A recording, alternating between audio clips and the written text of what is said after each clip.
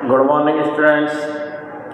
Last time तो बच्चों हम बात कर रहे थे पास्कल के नियम की। किसकी बात कर रहे थे? पास्कल के नियम की बात कर रहे थे। आज हम बात करेंगे पास्कल के नियम के अनुप्रयोग। पास्कल के नियम के अनुप्रयोग दो हैं हमारे कोर्स में, ठीक है ना। डायग्राम मैंने पहले से बना लिए जिससे कि ज़्यादा टाइम नहीं लगे डायग्राम बनाने में। तो पास्कल के नियम के दो अनुप्रयोग हैं। कौन कौन से अनुप्रयोग हैं? पहला अनुप्रयोग है बच्चों द्रव चालित ब्रेक। कौन सा है पहला अनुप्रयोग? द्रव चालित ब्रेक, जिसको बोलते हैं हाइड्रोलिक ब्रेक। क्या बोलते हैं? हाइड्रोलिक ब्रेक बोलते हैं। द्रव चालित ब्रेक हाइड्रोलिक ब्रेक बोला जाता है। इधर सुनना, जो द्रव चालित ब्रेक है या हाइड्रोलिक ब्रेक है वो रेलगाड़ियों में रेलगाड़ी के जो पहिए होते हैं यानी कि रेलगाड़ी को रोकने के लिए काम में आता है। हाइड्रोलिक ब्रेक कहाँ लगता है? रेलगाड़ियों को रोकने में लगता है। रेलगाड़ियों में जो विद्युत ब्रेक होते हैं ना, आजकल जो रेलगाड़ियों में ब्रेक लगाते हैं वो हाइड्रोलिक ब्रेक है। अब रेलगाड़ी रुकती कैसे है उसके बारे में बताया गया है यहाँ पर। हाइड्रोलिक ब्रेक कैसे काम करता है इधर सुनना। ये मैंने बनावट बना रखी है, ये डायग्राम है इसका कि एक पहिया है, ये पहिया है, एक पहिया कैसे रुकेगा पहिया। इसमें एक क्षैतिज पाइप होता है, ये पाइप है क्षैतिज पाइप। डायग्राम को देखते जाइए। इसमें एक क्षैतिज पाइप होता है, क्षैतिज पाइप से यहाँ पिस्टन लगा होता है, पिस्टन से लीवर जुड़ा होता है, लीवर से पैडल जुड़ा होता है, ठीक है ना। ये तो सब दिख रहा है। और इस पाइप से पहिया जुड़ा होता है। पहिए पे दो पिस्टन P1 और P2 लगे होते हैं। P1 और P2 क्या है? दो पिस्टन। और इससे दो ब्रेक शूज S1 और S2 जुड़े होते हैं। तो ये तो, और यहाँ पर अन्य पहिए जुड़े होंगे। ये तो डायग्राम है। इसमें एक क्षैतिज नली होती है, क्षैतिज नली से इधर पिस्टन जुड़ा होता है, पिस्टन से एक लीवर जुड़ा होता है जिसमें ऑयल भरा होता है, ठीक है ना। और इससे पैडल जुड़ा होता है जिस पर ब्रेक लगाते हैं, पैर मारते हैं ना, साइकिल पे भी तो पैर मारते हैं, तो इससे पैडल जुड़ा होता है। ये दूसरे का डायग्राम है, पैडल जुड़ा होता है। इस पाइपलाइन से एक पहिया जुड़ा होता है, सारे पहिए इसी से जुड़े होंगे। इस पर दोनों तरफ दो पिस्टन और P1 और P2 लगे होते हैं और दो ब्रेक शूज S1 और S2 लगे होते हैं। कोई दिक्कत वाली बात ही नहीं है। अब पहिया रुकता कैसे है? अब है इसकी कार्यविधि। ये तो बनावट हो गई, डायग्राम बना देंगे, जो मैंने बताया है वो लिख देंगे। आपको केवल समझना है, सारी बात PDF में मिल जाएगी। जैसे ही हम पैडल को दबाते हैं, क्या करते हैं? पैडल को जैसे ही हम दबाएंगे, पैर लगाएंगे, उसके ऊपर पैर रखेंगे, पैडल को जैसे ही दबाते हैं तो इस पर जो दाब द्रव भरा हुआ है अंदर, इसमें द्रव भरा हुआ है पूरे में, तो द्रव पर क्या लगेगा? इस पिस्टन पर दाब लगेगा। इस पिस्टन पर क्या लगेगा? दाब लगेगा। द्रव है, द्रव पर दाब लगेगा पिस्टन पर। पैडल को जैसे ही दबाएंगे तो इस पिस्टन पर दाब लगेगा, और जैसे ही पिस्टन पर दाब लगेगा तो पास्कल के नियम अनुसार यह दाब सभी बिंदुओं पर समान रूप से स्थानांतरित हो जाएगा। तो ये जो दाब है यह सभी बिंदुओं पर समान रूप से क्या हो जाएगा? स्थानांतरित हो जाएगा।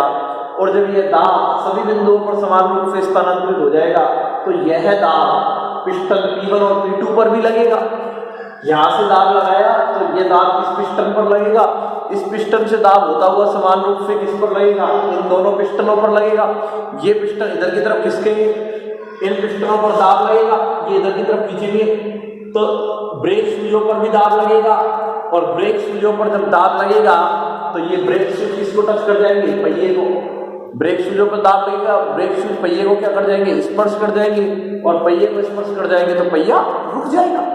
स्पीड में घूम रहा है और कोई चीज इसको टच कर गई तो वो रुक जाएगा। जैसे साइकिल में होता है, हम ब्रेक लगाते हैं तो जो गुटके होते हैं वो पहिए को टच कर जाते हैं, पहिए को टच कर जाते हैं तो पहिया रुक जाता है। तभी तो ऐसे ही होता है। इसमें भी ऐसा होगा कि जैसे ही आप पैडल पर दाब लगाएंगे, यहाँ से हो तो पिस्टन पर दाब लगेगा, पिस्टन पर दाब लगेगा तो यह दाब द्रव के सभी बिंदुओं पर समान रूप से स्थानांतरित हो जाएगा पास्कल के नियम अनुसार। और यह दाब P1 और P2 पिस्टनों पर भी लगेगा, जिससे P1 और P2 पिस्टन दबेंगे इधर की तरफ, जिस कारण ब्रेक शूज S1 और S2 पर दाब लगेगा, और S1 और S2 पर दाब लगेगा तो ये पहिए को स्पर्श करेंगे और पहिया रुक जाएगा। इतनी सी कार्यविधि है, ठीक है ना। दूसरा है द्रव चालित पिस्टन। आजकल जो लिफ्ट आ रही है हाइड्रोलिक लिफ्ट, द्रव चालित लिफ्ट को बोलते हैं हाइड्रोलिक लिफ्ट। लिफ्ट का उपयोग क्या करते हैं, चढ़ने के लिए भी करते हैं, और द्रव चालित लिफ्ट का उपयोग वस्तुओं को उठाने के लिए करते हैं। द्रव चालित लिफ्ट का उपयोग क्या करते हैं, भारी वस्तुएं, भारी वस्तुएं मतलब जैसे कार है, कार को उठाकर रखना है, इधर से उठाना है ऊपर, कार को उठाना है, ट्रक को उठाना है, बस को उठाना है, तो उसके लिए द्रव चालित लिफ्ट का उपयोग करते हैं। इनको हाइड्रोलिक बोला जाता है। पास्कल का नियम फिजिक्स में एक अलग ही शाखा है जिसको बोला जाता है हाइड्रोलिक। हाइड्रोलिक का मतलब होता है द्रव, जिसके अंदर द्रव भरा होता है, ठीक है ना, हाइड्रोलिक। तो ये भौतिक विज्ञान की अलग ही शाखा है पास्कल का नियम, हाइड्रोलिक फिजिक्स, जिसको बोलते हैं हाइड्रोलिक फिजिक्स, अलग ही चलता है ये। तो सभी में देखो इसमें भी हाइड्रोलिक ब्रेक बोला गया है इसको, द्रव चालित लिफ्ट को हाइड्रोलिक लिफ्ट बोला गया है। तो हाइड्रोलिक का मतलब होता है जिसमें द्रव भरा होता है, तो वो शाखा। तो द्रव चालित लिफ्ट का उपयोग होता है वस्तु को उठाने में। क्या करते हैं, वस्तु को उठाने में। अब देखो इसका डायग्राम बनावट क्या होती है। इसमें क्या होता है, एक बेलनाकार पाइप होता है, ये बेलनाकार जैसा पाइप बना दिया, ऐसा पाइप, ठीक है ना, ये पाइप बना दिया। इसका दो हिस्से हैं, पहला वाला हिस्सा ये रहा और दूसरे वाला हिस्सा ये रहा, ठीक है ना। पहले वाले हिस्से पर पिस्टन लगा हुआ है, ये पिस्टन लग रहा बल्ब, इसका क्षेत्रफल कम है। ये वाला जो नली है ना बेलनाकार नली, और ये दूसरी नली है बेलनाकार, ये दो नली थी, एक ये रही एक ये रही, और इनको पाइप से जोड़ दिया, ये जोड़ दिया। दो बेलनाकार नली लेते हैं और उनको पाइप से जोड़ देते हैं। ये वाली नली पतली है, यानी कि इसका क्षेत्रफल पिस्टन का कम है, और यहाँ पर पिस्टन का क्षेत्रफल क्या है, ज़्यादा। ये पिस्टन लगा हुआ है और यहाँ पर भी पिस्टन लगा हुआ है। इसका क्षेत्रफल A1 है, कम है, इसका क्षेत्रफल क्या है, ज़्यादा है, A2 है। और इसमें क्या भर देते हैं, द्रव भरा होता है। दो बेलनाकार नलियों को एक क्षैतिज नली द्वारा जोड़ दिया जाता है, और दोनों सिरों पर दो पिस्टन 1 और 2 लगे होते हैं। इसका क्षेत्रफल A1 कम है, इसका क्षेत्रफल A2 ज़्यादा है।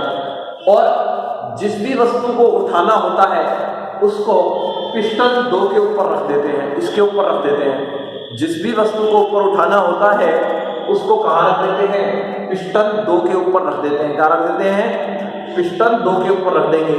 तो पिस्टन 2 के ऊपर रख देंगे, कोई दिक्कत वाली बात नहीं है। यहाँ पर क्षेत्रफल कितना है, A1, यहाँ पर क्षेत्रफल कितना है, A2। अब इधर देखिए, यहाँ से मैं बल लगाता हूँ, जिस भी वस्तु को उठाना होता है उसको तो यहाँ रख देते हैं, और यहाँ से बल लगाते हैं, बल लगाएंगे।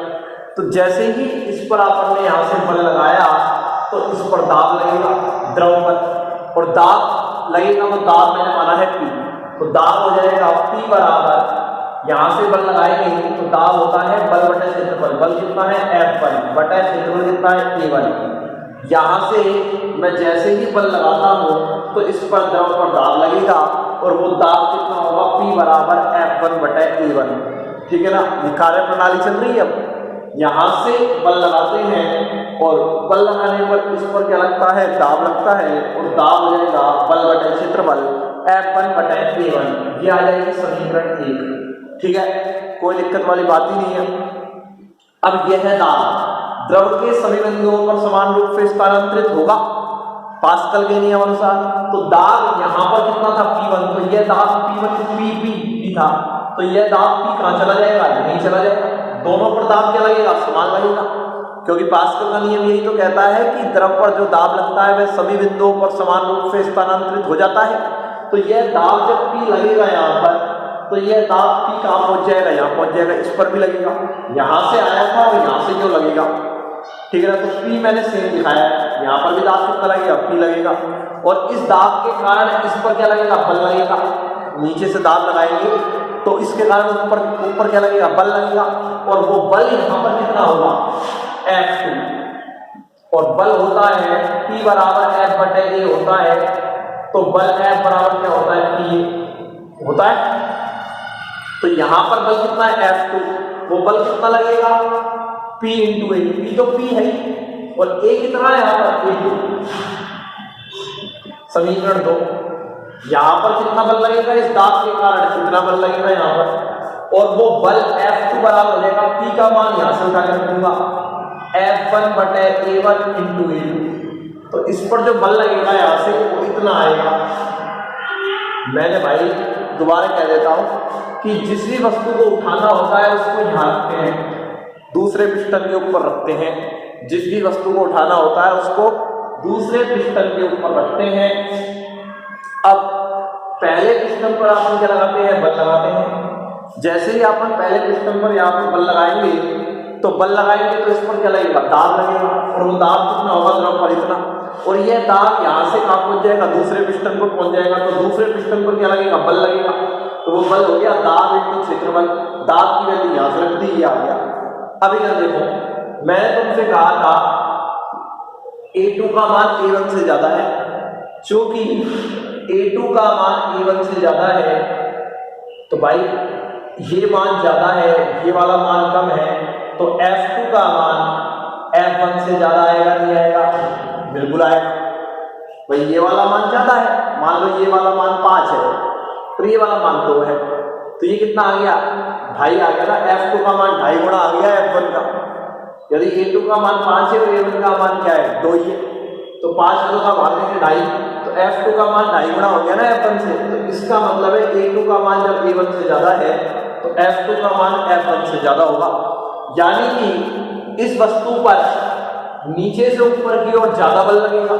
नीचे से ऊपर की ओर ज्यादा बल लगेगा तो वस्तु अपने आप ही ऊपर उठ जाएगी। उठेगी नहीं उठेगी, अपने आप ही ऊपर उठ जाएगी। इसलिए वस्तु यहां से दाब ज्यादा लगता है, बल ज्यादा लगता है।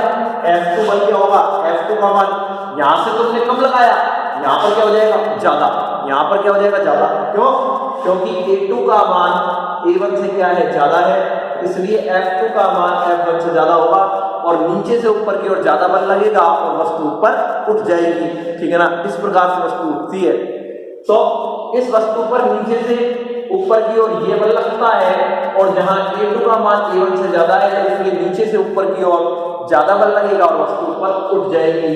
ठीक है ना, इसलिए इसको छोटा और इसको बड़ा लिया गया था। और A2/A1 को मशीन का यांत्रिक लाभ कहते हैं। क्या कहते हैं, यांत्रिक लाभ। A2/A1 को क्या बोलते हैं, मशीन का यांत्रिक लाभ कहते हैं। मैंने बार बार कह रहा हूं कि यहां से जो तुमने बल लगाया था उस बल के कारण इस द्रव पर दाब लगेगा, वो दाब ये था। यह दाब पास्कल के नियम अनुसार यहां पर भी लगेगा नीचे से ऊपर की ओर, और इस दाब के कारण इस पर क्या लगेगा, बल लगेगा। वो बल F2 बराबर PA2 हो गया। P की वैल्यू यहां से उठा के रख दी और यह बल ज्यादा होगा F1 की तुलना में। यानी कि यहां से तुमने कम लगाया है, यहां से तुम्हारे को ज्यादा मिलेगा और नीचे से ऊपर की ओर ज्यादा मिलेगा तो वस्तु अपने आप ही ऊपर उठ जाएगी। क्यों मिलेगा ज्यादा, क्योंकि यहाँ पर क्षेत्रफल ज्यादा है और क्षेत्रफल ज्यादा है तो यहाँ पर बल भी क्या होगा, ज्यादा होगा इसके अकॉर्डिंग, और वो नीचे से ऊपर की ओर वस्तु उठ जाएगी। तो ये पास्कल के बच्चों दो अनुप्रयोग थे। हमने दोनों अनुप्रयोग आज देख लिए हैं, कोई दिक्कत वाली बात नहीं। कल हम आगे इसकी बात करेंगे। धन्यवाद, आज के लिए इतना ही काफ़ी है। इसकी PDF आपको मिल जाएगी, पढ़ें, लगातार पढ़ते रहें। धन्यवाद।